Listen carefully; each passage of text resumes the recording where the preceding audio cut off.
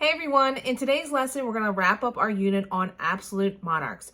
We're going to talk about the English monarchy and look at how some of the rulers were very absolute, had some bloodshed, and then we're going to talk about how they morph into a constitutional monarchy that they have today. So make sure you're in your interactive notebook and you're following along.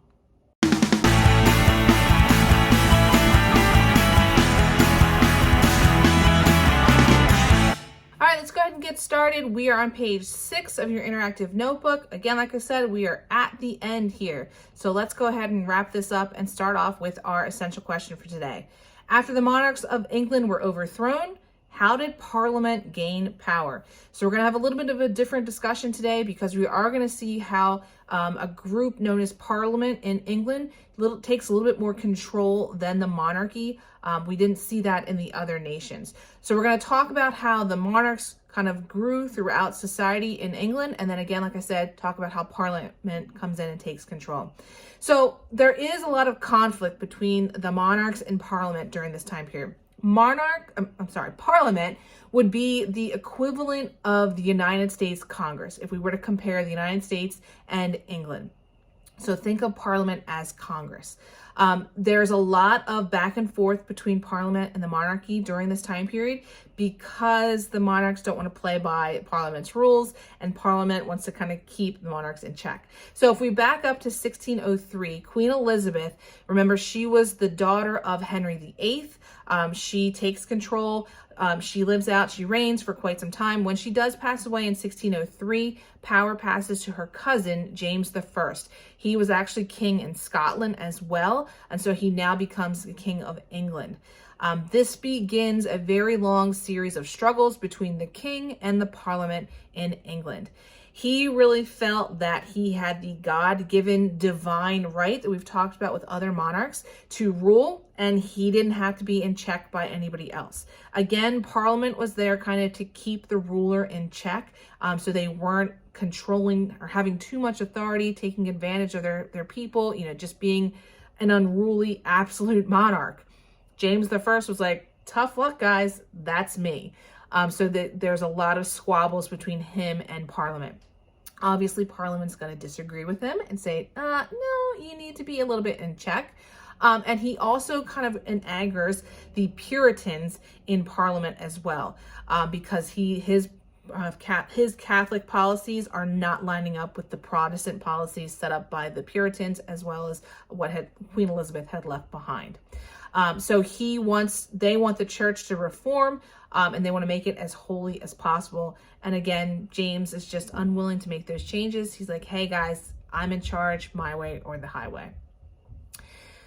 James's son in 1625 becomes king because James passes away. So Charles I becomes king, and he wants to fight Parliament as well, just like Papa, and he challenges Parliament over money.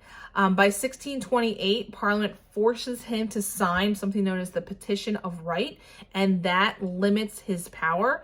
But Charles is like, yeah, I signed it, but I'm not going to pay attention to it. Like, whatever. Yeah, I signed it, but tough luck. I'm king. So he just ignores it. And that leads to the English Civil War. So the actions of Charles, as well as some other things that he did, causes Scotland to threaten to invade England. Charles needs money. He needs to raise taxes. So he needs Parliament. So he's like, hey, Parliament, I know I was kind of like not nice to you before, but like I need some money. So can we be friends again? He calls in a new Parliament. He passes laws. This new Parliament quickly passes laws to check his power. And Charles is like, no, I didn't want you to do that. I just wanted the money. So he tries to arrest some of the leaders of Parliament. And this is what kicks off the English Civil War. The English Civil War lasts from 1642 to 1649. So just roughly about 7 years. And under the leadership of Oliver Cromwell, the Puritans win. So Charles I is defeated. He was tried, he was executed, and he's the first king of England to ever been executed in public, which is a big deal. So that it was really like hey, check out what happened to this guy. Anybody else that comes after him, like we did this before, let this be a lesson. Oliver Cromwell actually goes on to become the next ruler of England. He gets rid of the monarchy in 1649, so he's not technically king. He becomes a military dictator, and he rules until 1658. Generally well liked. He crushes a rebellion in Ireland. He tries to reform society throughout England. And he does a pretty good job. After his death, though, unfortunately, everything that he set up comes crashing down, which is no fun to see. You know, I'm sure he's in the afterlife somewhere like, ugh. So there is a new parliament, and they go back to the monarchy. They decide to go back to Charles I's son. Charles I, obviously, again, he was executed, but he had a son, and they say, all right, we're going to put you in a charge. We're going to restore the monarchy, but there's going to be some checks on your power. You're not going to be like your dad. So we have Charles II who comes in 1660. He begins to rule. And we have what is known as the Restoration.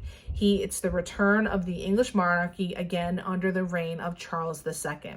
Charles' reign was a period of basically calm after turmoil. So he is not necessarily like his father, and he does a pretty good job during his reign as King of England. After his death in 1685, his brother becomes king. He was James II, so he becomes known as King James II. He was very pro-Catholic.